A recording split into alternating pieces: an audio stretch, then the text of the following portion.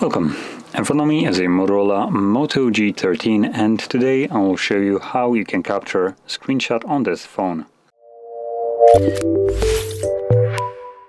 So, to get started you'll want to open up content that you wish to capture. I'll be using home screen as an example for this, so it's already open as you can see.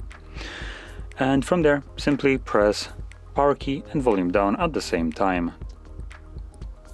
You'll have a flash with a pop-up with share, edit and delete options, and after a moment this screenshot or visibility of this thing right here will just vanish. And once it vanishes you can find it in your Photos application right over here. Now in here you can navigate to Library and you will see a screenshot folder. It might not have been there before, but obviously once you create a screenshot it automatically creates one. From here, once you tap on it, there's your screenshot. So there we go. Now if you found this video helpful, don't forget to hit like, subscribe, and thanks for watching.